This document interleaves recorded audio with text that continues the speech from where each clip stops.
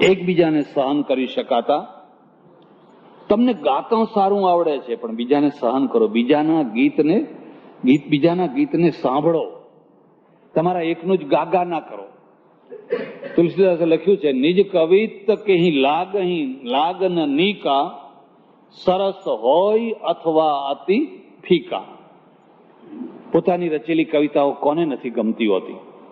બધાને ગમતી. જેમ પોતાના છોકરા બધાને ગમતા હોય છે, એમ પોતાની રચેલી કવિતા પણ બધાને ગમતી હોય છે. પણ કેવી?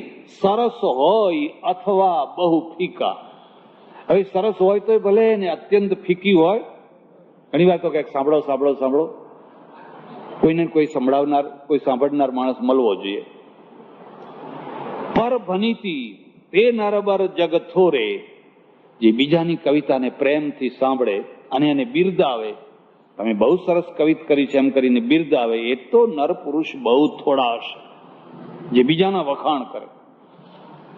એમ તમારો એક પ્રભાવ છે ગામમાં, સમાજમાં, દેશમાં, પણ તમારા પ્રભાવને બીજો માણસ સહન નથી કરી શકતો. અને બીજો સહન નથી કરી શકતો એટલે તરત જ એમાંથી ઈર્ષ્યા ઉભી થાય છે, ઝઘડો ઉભો થાય છે. જો એના પ્રભાવને સહન કરો ને તો લીલા લહેર થઈ જાય, મંગળ થઈ જાય. અરે બીજી વાત જવા દો, દાતાના દાનને સહન નથી કરતા. એક દાતાએ દાન આપ્યું હોય તો બીજા દાતા કે આ મારાથી આગળ વધી ગયો, માટે ગમે તે ભોગે પણ એનો પ્રભાવ વધવો જોઈએ. માણસની આ દુર્બળતા છે અને એ દુર્બળતા દૂર કરવા માટે આ સત્સંગ છે. આ સત્સંગનો બીજો કોઈ અર્થ નથી. ભગવાન મળે કે ના મળે, તમને જીવન મળવું જોઈએ. ભગવાન મળવાની વાત તો બહુ બહુ દૂરની છે, આપણને જીવન મળવું જોઈએ.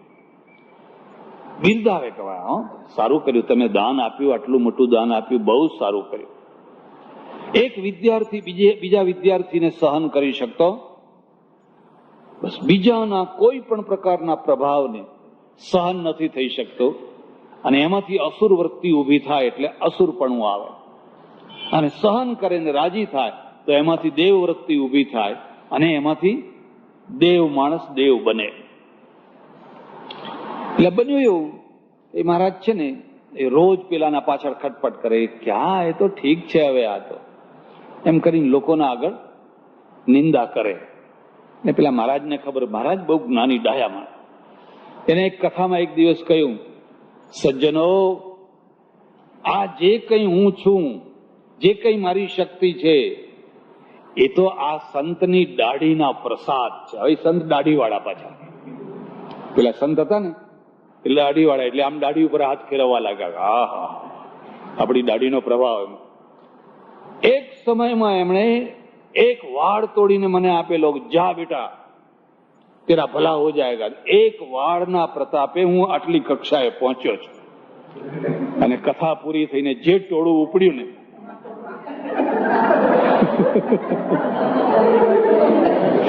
મહારાજ મને એક વાળ આપો ને. મહારાજ પણ સમજ્યા, આપવા દે ને. એટલે 2-3-4 સુધી તો ખેંચી ખેંચીને આપ્યા, પણ આ તો હવે બધી લાઈન લાગી છે. એટલે મહારાજ ભાગ્યા, પણ પેલા જવા દેતો ને, ઉભા રહો ઉભા રહો ઉભા રહો. મહારાજ આમ હાથ કરે આમ હાથ કરે, પણ જે ખેંચા ખેંચ ચાલીને લોહી લુહાણ થઈ ગયા. ઠંડા પાણીએ ખસ કાઢવાની, આ ઠંડા પાણીએ ખસ કાઢવાની રીત થઈ. પ્રભાવને સહન કરી શકતા. માગી નાવટ ન કેવટ આના, બહુ સમજાયો પણ કેવટ સમજ્યો. એક બીજી વાત પણ યાદ રાખજો, કેવટ સમજેલો હતો, કેવટ અજ્ઞાની નતો, કેવટ અબૂધ નતો. પણ કેવટના મનમાં એક ભાવ હતો કે આજ જે મોકો મળ્યો છે એવો મોકો ફરીને મળવાનો નથી. આજનો મોકાનો લાભ મારે લેવો છે. એક વાળંદ મને કે બાપુ, તમારા આગળ ભલા માણસ આવીને માથા ઝુકાવે. મેં કહ્યું આ વાત તો સાચી છે, પણ તમે કે મારા આગળ માથું ઝુકાવો.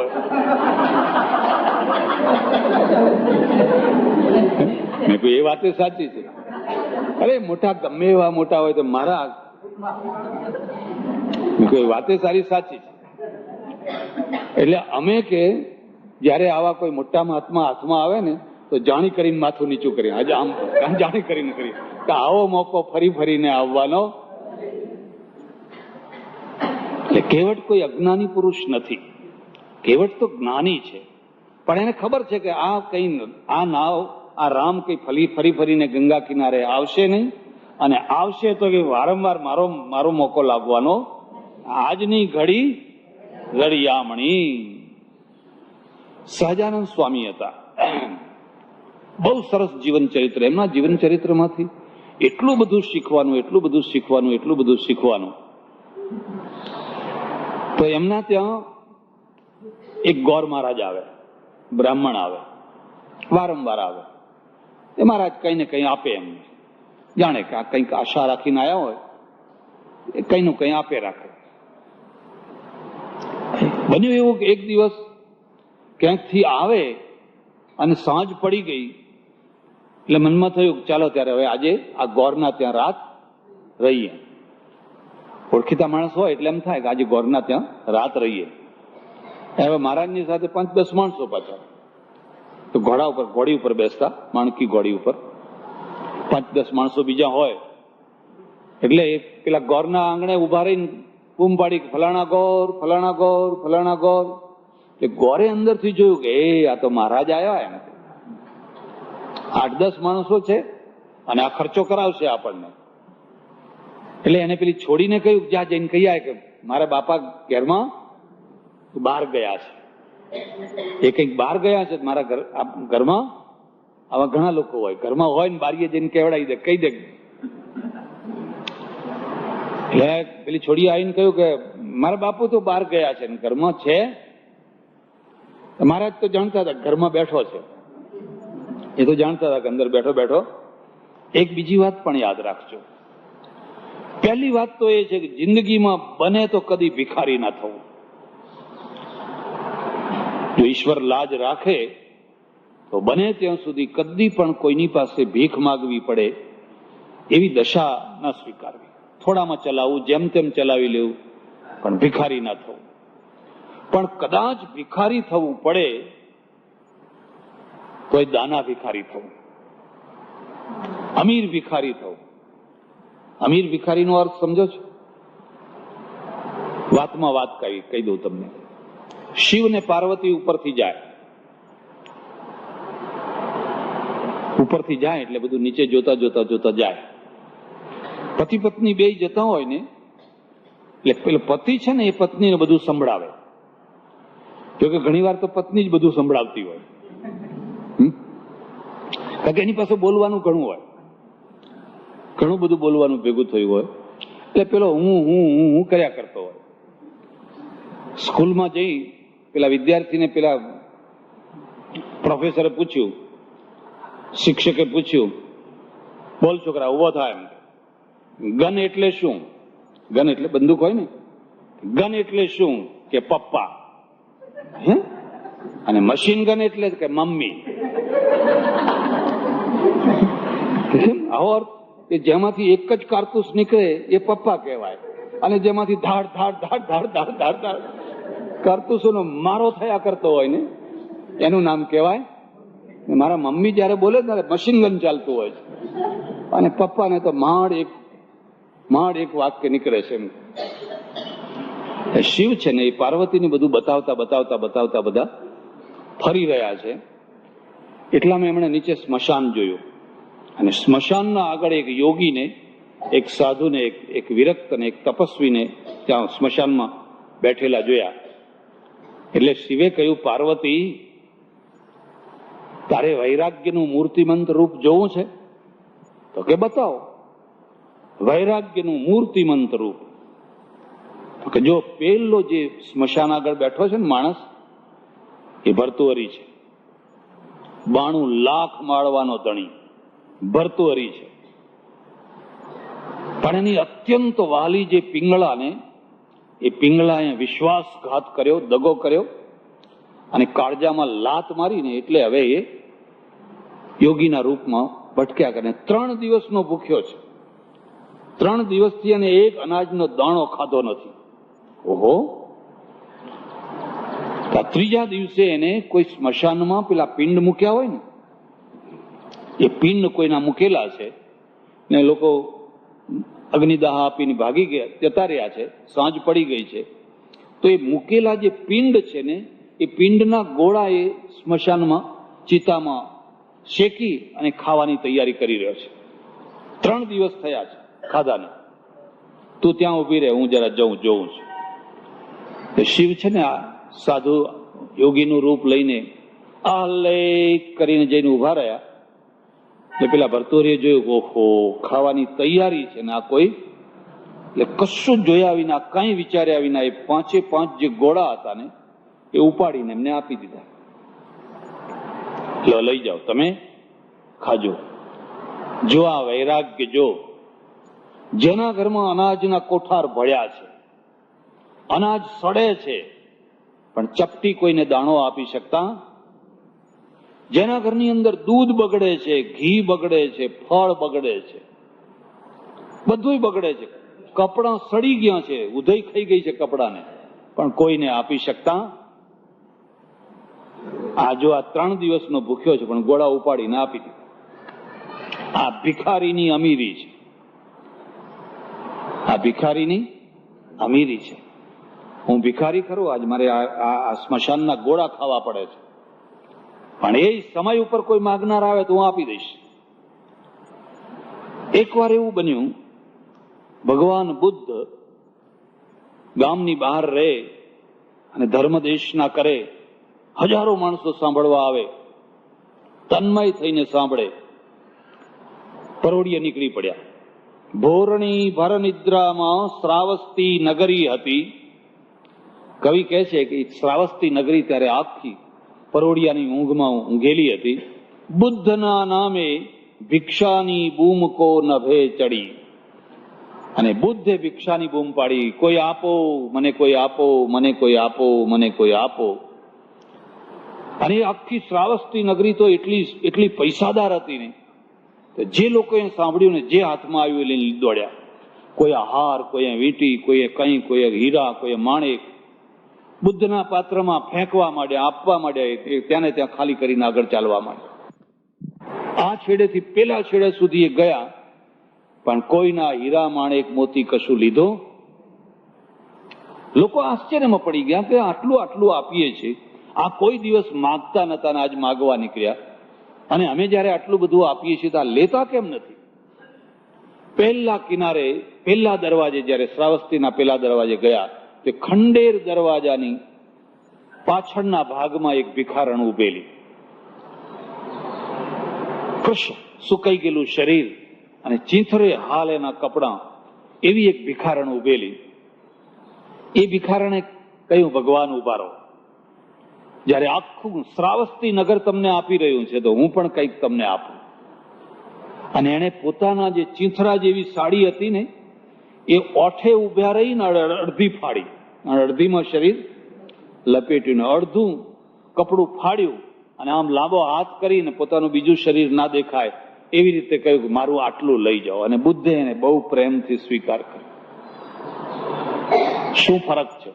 હીરા, માણેક, મોતી કોઈના લીધા, આ ભિખારણનું ચીંથરું લીધું.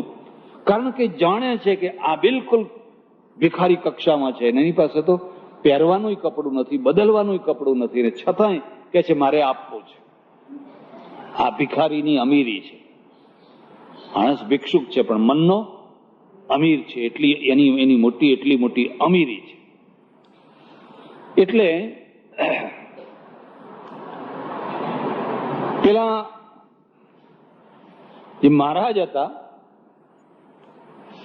તો એવું કેટલીક વાર બને, એક ભિખારી પણ બહુ મોટો અમીર હોય ને અમીર પણ ભિક્ષુક હોય. કેવટે કહ્યું, કેવટ જાણે છે કે હું ગરીબ માણસ છું, પણ આવો મોકો ફરી ફરીને મળવાનો, મને એક જ શરત છે કે તમારા પગ મને ધોવા દો. તમારા પગ ધોવું અને એમની ધૂળ બરાબર ચોખ્ખી કરું, પછી હું તમને બેસવા દઉં. કથરોટ લાવ્યો, પગ ધોયા, એ પગ છોડે જ નહીં પાછો. રામ કે બહુ થયું ભાઈ, હવે બહુ થયું, હવે કશું નથી. કે ના ના ના, ઉભા રહો, હજુ મને બરાબર ધોવા દો. ત્રણેય આનંદ કરી રહ્યા છે. તું આ કેવટની લીલા જો, આ ગરીબ માણસની ભાવનાને જો. બેઠા, નાવમાં બેઠા, અને પછી કેવટ નાવ ખેવા લાગ્યો. અડધે નાવ આવી એટલે રામે કહ્યું, ભાઈ તારી જે ઉતરાઈ હોય એ કે તો અમે તને આપી દઈએ. એટલે કેવટે કહ્યું કે હવે આપણે ધંધા ભાઈ, એમ કે વાળંદ નું કઈ પૈસા લે, ધોબી ના લે. એમ મારું કામ છે નદી પાર કરવું, અને તમારું કામ છે, મારી નદીના કિનારે તમે આવ્યા, મેં તમને પાર કરી દીધા. હું તમારી નદીના જે દિવસે કિનારે આવું ને તે દિવસે તમે મને અભણ કેવું યાદ રાખે, ભણેલા ભૂલી જાય, પગ મને ધોવા દો રઘુરાય. રામે કહ્યું કે મોટા મોટા યોગીઓ જે જ્ઞાનમાં ગૂંચવાઈ ગયા એ જ્ઞાન આને મળેલું છે. પણ ત્યારે શું આપણે હવે એને આપ્યા વિના જવું? આ બીજો મુદ્દો યાદ રાખજો. માગનારને મળે છે, પણ ન માગનારને ડબલ મળે છે. જો ન માગનારની નિષ્ઠા સાચી હોય તો ન માગનારને ડબલ મળતું હોય છે. એક માણસ પહેલેથી જ માગવાની શરૂઆત કરે, આટલું આપો, આટલું આપો, આટલું આપો, આટલું આપો. અને એક માણસ બિલકુલ માગતો નથી, એ લોકો જાણે છે એને ડબલ આપે છે. રામે સીતાના સામે જોયું અને સીતાને કહ્યું, તું આને કંઈક આપ, મારું આપેલું તો લેશે પણ તું આપ. સીતાએ વીંટી કાઢી, અંગૂઠી કાઢી, અને અંગૂઠી કાઢીને એને આપી. આમ તો 2 પૈસા જ ઉતરી હતી ને, અને 2 પૈસાની જગ્યાએ એક બીજો મુદ્દો પણ યાદ રાખજો. તમે જો સુખી માણસ હોવ તો ગરીબ માણસો સાથે, મજૂર, કારીગર એવા માણસો સાથે 2 પૈસાની રકઝક ના કરશો, એનો કસ ના કાઢશો. લોકો એનો કસ કાઢે.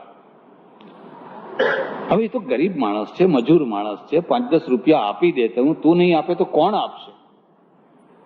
તું એવી જગ્યાએ બેઠેલો છે કે તારે એ આપી દેવું જોઈએ. હું કાશીમાં રહું, મોટી મોટી શેઠાણીઓ કથા સાંભળવા આવે મારા સામે ગીતા ભવન, હે મોટી, ત્યાં પેલી પગેથી ચાલેલી રિક્ષા, પગે વાળી ને રિક્ષા, એવી શેઠાણીઓ હોય કે એક સિવાય બીજું બેહી જ ના શકે. વજન જ એટલું હોય પણ તોય બીજું બેહાડ્યું હોય પાછું, અને પેલો બિચારો આમ આમ કરી કરીને પછી 2 રૂપિયા નક્કી કર્યા હોય ને 1.5 રૂપિયા આપે, રકઝક કરે, માથાકૂટ કરે, ને પછી માંડ એમાંથી છૂટે.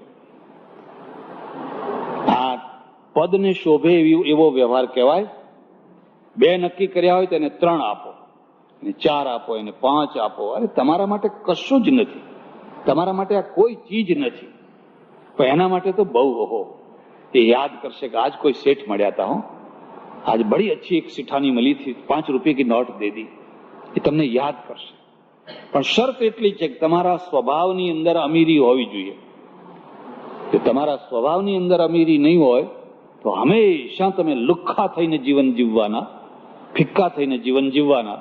એટલે રામે કહ્યું કે આપણે જયારે આખું અયોધ્યા છોડીને આવ્યા છીએ, હવે આ શરીર ઉપર જે કંઈ રહી ગયું છે એનો ક્યાં સુધી મોહ રાખવાનો, માટે એને ઉતારવા માંડો ને આવા માણસોને આપવા માંડો.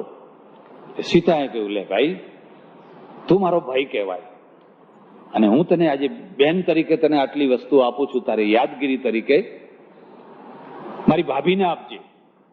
ત્યારે જેને મારી, આ તો સંબંધો છે, સંબંધો કાઢતા આવડવા જોઈએ અને સંબંધો જોડતા આવડવા જોઈએ. બાકી નહીં તો તમારે કેટલી ભાભીઓ થાય ને કેટલા કંઈ થાય ને કેટલું કંઈ થાય, કેટલું કંઈ થાય, પણ તમને બધું આવડવું જોઈએ. પેલા કિનારે પહોંચ્યા અને ઉતર્યા એટલે પેલા એ કહ્યું કે હવે મારે આ નાવનો ધંધો કરવો નથી. અત્યાર સુધી મેં હજારો માણસોને નાવ આ કિનારે ઉતાર્યા, પેલા કિનારે ઉતાર્યા, આખી જિંદગી મારી વીતી ગઈ. હવે મને તમારી સાથે લઈ જાઓ, બસ હું તો તમારી સાથે આવીશ. આ બધો રસ્તો તમારો અજાણ્યો છે. આ જંગલમાં એટલું ભયંકર જંગલ છે, તમે અજાણ્યા છો તો મને તમે સાથે લઈ જાઓ, હું તમારી સાથે ને સાથે ફરીશ અને તમારી સેવા કરીશ, પણ મને તમે સાથે. રામ કહે છે ના હો, તને સાથે લેવાય. અમારે જો સાથે લેવા હોત તો આખું અયોધ્યા આવતું હતું. આવતું હતું કે નતું આવતું? આખી અયોધ્યા ઉમડી હતી, અમે સાથે આવશું, અમે સાથે આવશું, અમે સાથે આવશું. આ બીજી વાતને સમજજો. જો જિંદગી એક યાત્રા છે તો એવા જ માણસોને સાથે લેજો જે સાથે ટકી શકે,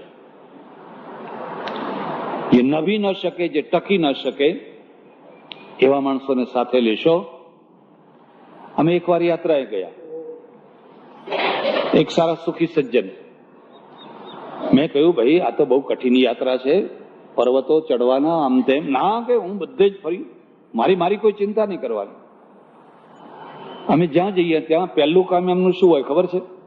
પહેલી કોઈ સારી હોટલ જોઈને સારામાં સારી મીઠાઈઓ ખાઈ લેવાની. અમે તો આમ ખોરતા હોય, પેલા ભાઈ ક્યાં ગયા હતા તો મોડું લૂછતા લૂછતા. પહેલું જ કામ એ કે સારામાં સારું રેસ્ટોરન્ટ હોય. અમારી નજર બીજે ફરતી હોય કે આપણે ધર્મશાળા જુઓ, ઉતરવાની જગ્યા જુઓ, આમ જુઓ, અને એમની નજર એ ફરતી હોય કંઈક સારામાં સારું ક્યાં મળે છે. મોડું લૂછતા લૂછતા પછી આવે. સારું કીધું, પતાવ્યું. પછી ખબર પડી જાય ને મને કે શું કરીએ, આ તમારા ડરના કારણે એકલા જઈને પતાવી આવવું પડે છે. આ કીધું આમાં કોઈને ભાઈબંધ બનાવો તો સારું, આમાં કઈ વાંધો આવે. 2-3 પડાવ થયા હશે ને મને કે હવે હું તો પાછો જઈશ, મારાથી આ યાત્રા થાય એવી. હા વિકટ કે અહીં મરી જઈએ તો આપણા હાડકાઈ કોઈને ના મળે, હું આ યાત્રામાં નહીં આવું. મેં ખુશીથી પાછા વળી. આ પહેલી વાત યાદ રાખજો. જિંદગીની એક વિકટ યાત્રા છે. જે ટકી શકે એવા હોય, જે નભી શકે એવા હોય, એને સાથે લેજો. ગાંધીજીએ મહાદેવ દેસાઈને સાથે લીધા, ગાંધીજીએ કસ્તુરબાને સાથે લીધા, રામે હનુમાનને સાથે લીધા. હનુમાન ટક્યા કે ના ટક્યા? ક્યાં સુધી ટક્યા? છેવટ સુધી ટક્યા. છેવટ સુધી ટક્યા. એટલે પેલી વાત જરા વિસ્મૃત થઈ હતી, યાદ આવી. સહજાનંદજી સ્વામી છે ને, એને પેલી છોડીએ કહી દીધું કે મારા બાપુ તો ઘરમાં. હવે એ માણસ સ્વભાવનો ભિખારી છે, સ્થિતિનો ભિખારી છે, અને સ્વભાવનો 10 વાર જઈને લઈ આવ્યો હશે અને મહારાજે ઉદારતાથી આપ્યો હશે. અને ઘરમાં છે છતાંય કે છે ઘરમાં. મહારાજ તો જાણતા હતા કે અંદર બેઠો છે, એટલે કહ્યું કઈ વાંધો નહીં લુખા મહારાજ, તમે કાયમ લુખા જ રહેજો.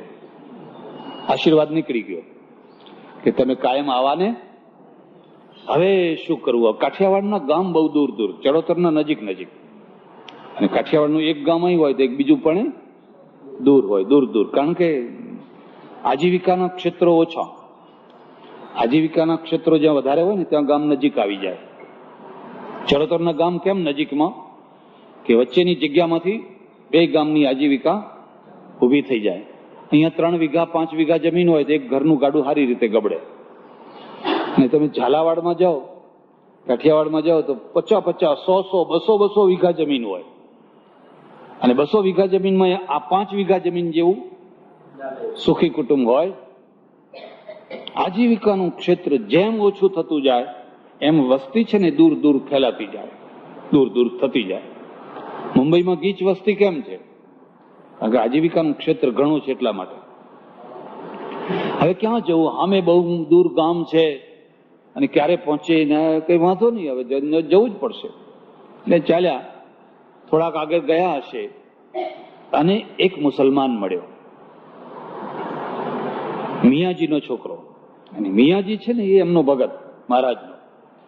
મિયાજી તો નહીં પણ એ મિયાજીનો છોકરો મળ્યો અને એને જોયું અરે બાપુ અત્યારે તમે ક્યાં જાઓ છો? કે ભાઈ અત્યારે હવે પેલા ગામ જઈશું. એમ કે ના કે ના જવા દો. પણ કે ના ગમે એમ થાય, મારા બાપુ નથી ઘરમાં પણ હું તો છું ને, એમ તમને જવા નહીં દો. ઘોડાની લગામ પકડી લીધી. કેટલાક માણસો એવા હોય ને કે એમને અત્યંત નાભીનો આગ્રહ કરો તો જ વાતને સ્વીકાર કરે. ખબર પડી જાય. હવે લગામ પકડી લીધી, નહીં જવા દો, અત્યારે અસુર ટાઈમે હું તમને નહીં જવા દઉં. અમારે શાસ્ત્રમાં એવું લખ્યું છે, અતિથિર યસ્ય ભગ્નાશો ગૃહાત પ્રતિનિવર્તતે સતસ્મય દુષ્કૃતમ દત્વા પુણ્યમાદાય ગચ્છતિ. ઓચિંતાનો આવેલો અતિથિ જેના ઘરના આંગણેથી નિરાશ થઈને, ભગ્નાશ થઈને ગૃહાત પ્રતિનિવર્તતે સતસ્મય દુષ્કૃતમ દત્વા, તો એ પોતાના પાપ મૂકીને જાય છે અને પુણ્યમાં આદાય, પેલાના પુણ્ય લઈને જતો રહે છે. આ તો કેટલે દૂરથી આવેલો હોય, દુઃખી માણસ હોય, હું તમને નહીં જવા દઉં, ખેંચીને લઈ ગયો એના મોહલ્લામાં. આવી મુસલમાનોનો મોહલ્લો, ભાઈ તો લઈ ગયો, 2-4 ખાટલા ઢાળી દીધા. એક બીજી વાત યાદ રાખજો, સંત હોય એ કદી પણ તમારી સાહેબી છે ને એનાથી આકર્ષિત નહીં થાય, તમારા ભાવથી આકર્ષિત થશે. અને સાહેબીથી જે આકર્ષિત થાય એ સંત ના હોય, એ મહંત હોય. એનો ભેદ સમજાય છે? એ કોણ હોય? महंत हो कि इधर दक्षिणा ज्यादा मिलेगी, पेट ज्यादा. संत हो ये साहिबी थी आकर्षित ना था, ये भावना थी आकर्षित. 2-4 ખાટલા જેવી ખાટલીઓ બાટલીઓ જેવું હતું એવું, અને એનો મળકો એટલો બધો પટેલોના ઘરમાંથી જઈને ગોદડા લઈ આવ્યો, આમ લઈ આવ્યો, તેમ લઈ આવ્યો. અને ગામમાંથી એક બ્રાહ્મણને બોલાયો, બહાર ચૂલો કરાયો, રસોઈ ચાલુ કરાવી દીધી. બ્રાહ્મણિયા રસોઈ કરવી પડે ને, હું મુસલમાન છું, મારું પાણી તમને ના ચાલે, એ જમાનો એવો. પણ તરત જ રસોઈ ચાલુ કરાવી દીધી અને 1-1.5 કલાકમાં બધી રસોઈ થઈ ગઈ. મહારાજ જમ્યા. જ્યાં જમવું તો ત્યાં જમવાનું મળ્યું, અને જ્યાં કલ્પનાય નથી ત્યાં આ ગરીબીની અમીરી છે, આ ગરીબીની. મહારાજ પ્રસન્ન, અને આમાં કોઈ પણ માણસ પ્રસન્ન થાય આવી પરિસ્થિતિમાં, તો કોઈ પણ માણસનું હૃદય એકદમ ઉમળકામાં આવી જાય. અને એને કહ્યું, તારા ઘરમાં કોઈ કોરું કપડું હોય તો લાવ. કોઈ કોરું કપડું હોય તો આટલું કોરું કપડું તો લઈ આવે. કંકુમાં 2 પગ પલાળ્યા અને 2 પગની છાપો એના ઉપર. તમને કલ્પના નહીં હોય, આજે એ કોરું કપડું મિયાજીના વારસદારોના ઘરમાં છે, અને એ છાપો વાળું કપડું આજે 10-10 લાખમાં રૂપિયા માગે છે. ભાવના વાળા માણસો કહે છે 10 લાખ રૂપિયા આપીએ જો આ કપડું અમને આપે. પણ પેલો કહે છે આ કપડું હવે તમે કોઈને આપું. એટલે જિંદગીની અંદર કેટલી વાર આવા ગરીબ અમીરો મળે અને અમીર ગરીબો મળે, ને તો જ જિંદગી ચાલતી હોય છે. કેવટને સમજાવ્યો અને પછી બંને ત્યાંથી વિદાય થયા. હવે જવું ક્યાં? કોઈ લક્ષ્ય નથી, કોઈ ખબર નથી, કોઈ ઠેકાણું નથી, કોઈ ઉતારાનું ઠેકાણું નથી, કોઈ ગામનું ઠેકાણું નથી. તમને ખબર પડી કે અહીંથી થોડેક દૂર છે ને ભરદ્વાજ ઋષિનો આશ્રમ છે. ભરદ્વાજ ઋષિ બ્રસહી પ્રયાગા જીનહી રામ પદ અતિ અનુરાગા. આ ભરદ્વાજમાંથી જ કથા શરૂ થઈ છે ને. ભરદ્વાજના આશ્રમમાં યાજ્ઞવલ્ક આવેલા, એ જ ભરદ્વાજના આશ્રમમાં રામ પહોંચ્યા. એક બીજી વાત યાદ રાખજો, તમે સુખમાં હો કે દુઃખમાં હો, કોઈ વાર સુખમાં નીકળી પડ્યા, કોઈ વાર દુઃખમાં નીકળી પડ્યા, પણ તમે ક્યાં ટક્યા, ક્યાં જઈને ઉતર્યા, ક્યાં જઈને રહ્યા. જો તમારું જીવન ઉત્તમ હોય તો તમે ઉત્તમ જગ્યાએ જ રહેવાના. તમને સારા માણસો જ ગમવાના, અને સારા માણસોના ત્યાં જ તમારું મિલન થવાનું. પણ જો તમે હલકા માણસો હશો ને, તો સારા માણસોનું ઘર છોડીને પણ તમે હલકી જગ્યાએ ઉતરવાનું. બાકી આવા તો ઘણા લોકો ઘરથી નીકળી ગયા, નીકળીને ક્યાં જવું? એટલે ભરદ્વાજ ઋષિના આશ્રમમાં જવું. મનમાં એમ ભાવના, આપણને કોઈ આશ્રમ મળે, કોઈ આશ્રમ મળે, કોઈ આશ્રમ મળે, ઋષિનો સંગ મળે, ઋષિની સાથે વાતો થાય, ચર્ચા થાય. ભરદ્વાજ ઋષિ છે ને, એમને પણ રામની ઝંખના છે ને. રામ ક્યારે આવે, રામ ક્યારે આવે, રામ ક્યારે આવે, નામ તો સાંભળ્યું છે, પણ હજુ સુધી કોઈ દિવસ દર્શન થયા રામ, ખબર પડી કે રામ આવી રહ્યા છે, રામ આવી રહ્યા છે, રામ આવી રહ્યા છે. સૂર્યનો ઉદય થવાનો હોય, આગળ આગળ અરુણ દોડે, પાછળ પાછળ સૂર્ય આવે. અરુણ છે ને એ લોકોને ખાતરી કરાવે કે જો સૂર્ય આવી રહ્યો છે. પહેલા અરુણોદય થાય અને પછી સૂર્યોદય થાય. આખા આશ્રમની અંદર મંગળ વાતાવરણ થઈ ગયું. રામ આવ્યા, રામ આવ્યા, રામ આવ્યા. ચારેય તરફના લોકો ભેગા થઈ ગયા. કોઈ વાર તમે પ્રયાગરાજ જાઓ, આજે તો પ્રયાગરાજની સ્થિતિ આખી બદલાઈ ગઈ છે. આજે એવી સ્થિતિ છે કે જો તમે આજે પ્રયાગરાજ ગયા હો તો ફરી પ્રતિજ્ઞા કરીને આવો કે હવે ફરી બીજી વાર જવું.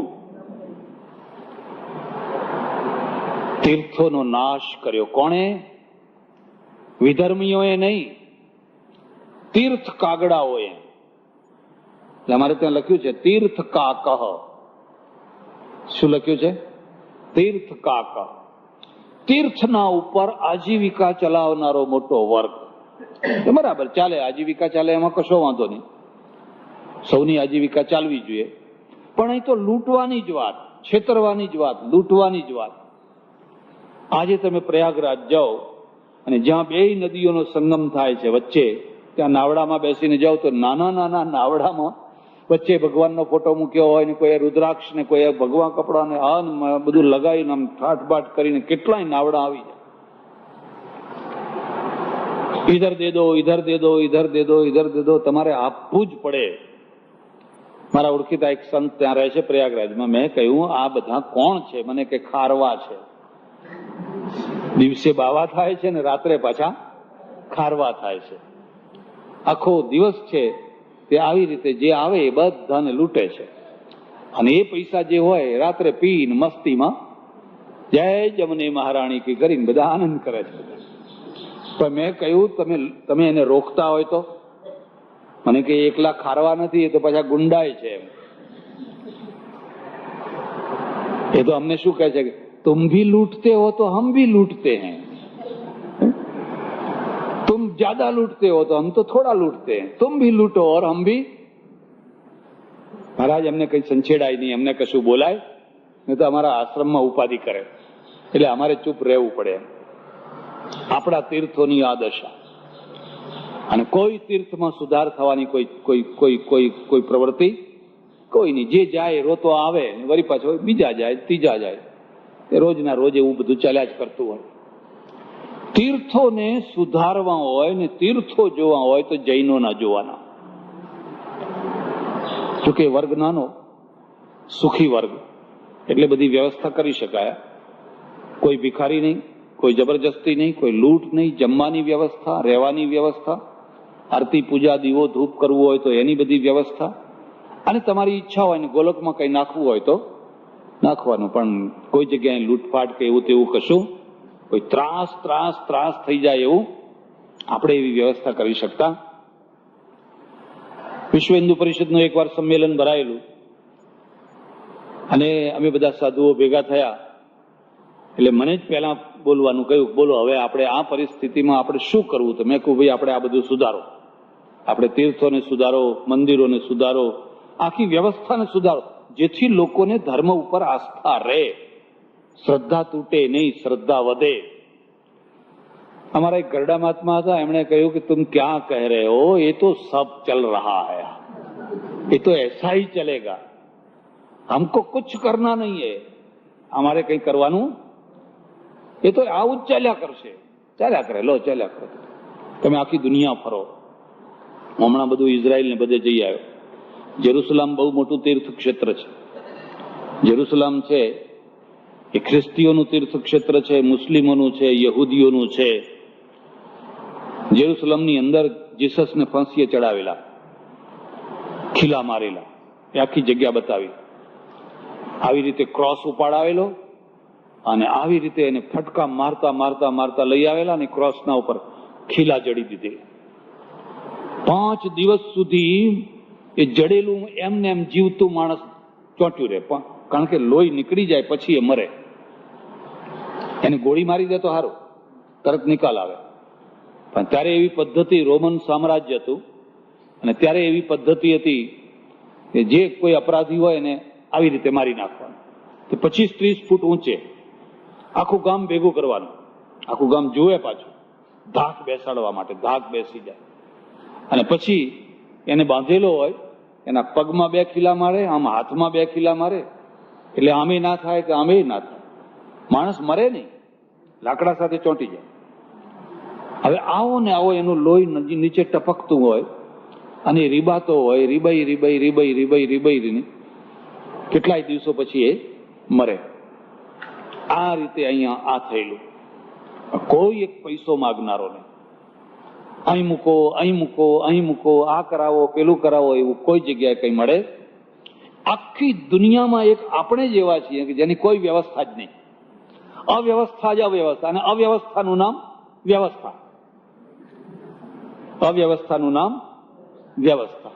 આપણે જે કેવા છે, બાકી બધે જ તમે જુઓ તો કઈ ને કઈ વ્યવસ્થા હોય, કંઈક હોય, પણ આપણી કોઈ વ્યવસ્થા નહીં. ભરદ્વાજ ઋષિના આશ્રમમાં રહ્યા, ખૂબ જ્ઞાન ચર્ચા કરી. ભરદ્વાજને કહ્યું કે હવે અમે આગળ જવા માંગીએ છીએ. ક્યાં જઈએ? કેટલી જગ્યાએ?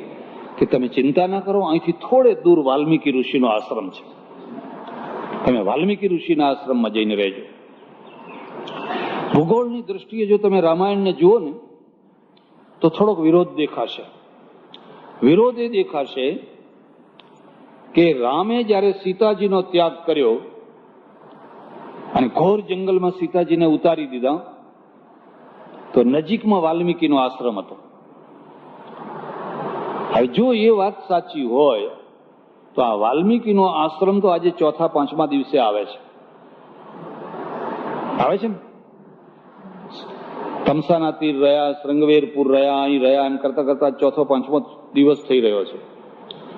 તો રાત્રે લક્ષ્મણ રથ લઈને નીકળ્યા અને જંગલમાં જઈને સીતાજીને ઉતારી દીધા અને રથ હાકી મૂક્યો.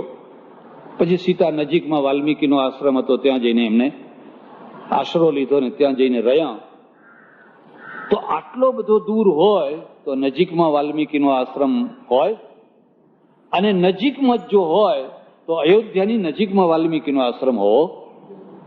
પણ આ બધું જયારે લખાયું, રચાયું, ત્યારે લોકોને એટલી બધી ઇતિહાસનું જ્ઞાન નહીં, એટલી બધી ભૂગોળનું પણ જ્ઞાન નહીં. એટલે કેટલીક વાર હવે લંકાની બાબતમાં જ ઘણો મોટો વિવાદ છે કે લંકા કઈ, લંકા ક્યાં આવી. પણ વાલ્મીકી ઋષિના આશ્રમમાં ગયા. વાલ્મીકી ઋષિના આશ્રમમાં એક બહુ સરસ ઘટના ઘટી. રામે કહ્યું કે તમે બતાવો મારે ક્યાં રહેવું, મને તમે રહેવાની જગ્યા બતાવો. અમારા એક સજ્જન છે, એ કોઈ પણ જગ્યાએ જાય એટલે સૌથી પહેલા સંડાસ ક્યાં છે એ જોઈ આવે. આપણે બેઠા હોય ને એ હતપત થઈને, મેં કહું ક્યાં ગયા હતા? મને કે સંડાસ જોવા માટે. અરે ભાઈ તમે દરેક જગ્યાએ કેમ પહેલા? મને કે એ પહેલી મહત્વની વસ્તુ છે. અરે ઓચિંતાનો કોલ આવે પછી આપણે કોને પૂછવા જઈએ ક્યાં છે ક્યાં? એના કરતા પહેલેથી જોઈ રાખેલું હોય તો. એકવાર બન્યું એવું, ખરેખર એવું બન્યું. અમે ઇંગ્લેન્ડમાં એક જગ્યાએ ઉતરેલા, કોઈ ભાઈના ત્યાં ઉતરેલા અમે, અને પછી મેં કહ્યું જો ભાઈ હું સવારે વહેલો ઉઠું છું એટલે મને તમે બધું બતાવી દો. મને કે જો આ નીચે આવજો, આમ અહીંથી આમ જવાનું, આમ સ્ટોપર ખોલજો, આ સંડાસ છે, આ બાથરૂમ છે, આ બધું તમારે ના જો, અમે જરા મોડા ઉઠીએ છીએ. મેં કશો વાંધો નહીં. હવે હું તો મારા નિયમ પ્રમાણે ઉઠ્યો વહેલો, નીચે ગયો, કશું સૂજ જ ના પડે, બધું ભૂલી ગયા, નકશો ભૂલી ગયા.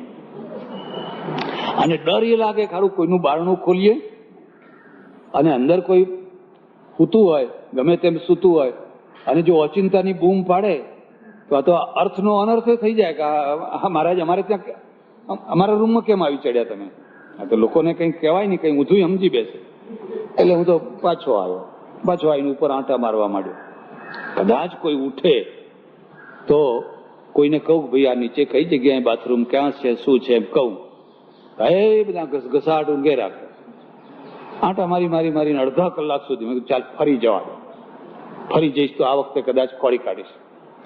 ફરી પાછો નીચે ગયો, નીચે જઈને આમ પ્રયત્ન કર્યો પણ કઈ ખુલે નહીં. પાછો ઉપર આવ્યો. કલાક નીકળી ગયો. એટલામાં પેલા ભાઈ જોડે મારા જોડે આખા આખા આખા મકાનની અંદર એવા ઘંટ વાગવા માંડ્યા, ધણધડાટ, ઘણાના ઘણાના ઘણા, આખું ઘર જાગી ઉઠ્યું. અરે અરે અરે, શું થયું શું થયું શું થયું? એટલે પેલા ઘરવાળા બધા જાગી ઉઠ્યા. હવે ઘરની અંદર સેન્સર પદ્ધતિ ગોઠવેલી કે ના ઉઘાડવાના બારણાને જો તમે સ્ટોપરને અડો ને અને જરાક સ્ટોપર નીચે કરો તો આખા ઘરમાં ગણગણાટ, પેલા ચોર ના આવે એટલા માટે. અને અમારા પેલા હાથપતિયા ભાઈએ જઈને એ સ્ટોપર જ નીચે પાડેલી. મારી હિંમત નહીં ચાલેલી, પણ એ તો પાડી આવેલા. મેં પેલા આવીને સ્વિચ બંધ કરી, બધું બંધ થઈ ગયું. આજુબાજુના લોકો બધા જાગી ગયા. મેં કહ્યું આ શું થયું? મને કે શું થયું? આપણે કે સ્ટોપર ખોલવા ગયા ને અમને કેવું જોઈએ ને કે અમે સેન્સર ગોઠવી રાખેલું છે. મેં કહ્યું એક રીતે સારું જ થયું, કારણ કે કલાકથી મને કઈ મળતું, હું કલાકથી ફાંફા મારતો હતો, મને કઈ મળતું. હવે આખું ઘર જાગી ગયું છે, એટલે હવે કઈ વાંધો આવશે. રામ છે ને, એ રામે પૂછ્યું કે તમે મને જગ્યા બતાવો કે મારે ક્યાં રહેવું, મારો ઉતારો કયા રૂમમાં છે, કઈ જગ્યાએ છે. અને એટલો સરસ ઉતારો બતાવ્યો છે. તમે જો એ આખી આખી વાલ્મીકીની ચોપાઈઓ તમે સાંભળો ને તો એટલો સરસ ઉતારો બતાવ્યો છે. એક વસ્તુ સમાજને ઘટતી બનાવી છે. જેના શ્રવણ મોટા હોય, કાન મોટા હોય અને રોજ તમારી કથા સાંભળતા હોય, રામ તમે એ કાનમાં જઈને ઉતારો કરો. જેની જીભમાંથી હંમેશા તમારું ભજન નીકળતું હોય, રામ તમે એ જીભ ઉપર જઈને વાસો કરો. જેના ઘરની અંદર તમારી પૂજા થતી હોય, અતિથિનો સત્કાર થતો હોય, ધર્મમય વાતાવરણ હોય, રામ તમે એના ઘરમાં જઈને ઉતરો.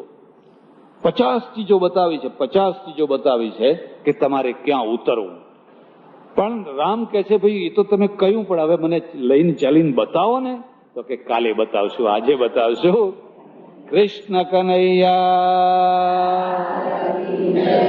રામચંદ્ર ભગવાન ઉમાપતિ મહાદેવ પવન સુત હનુમાન સનાતન ધર્મ સદગુરુ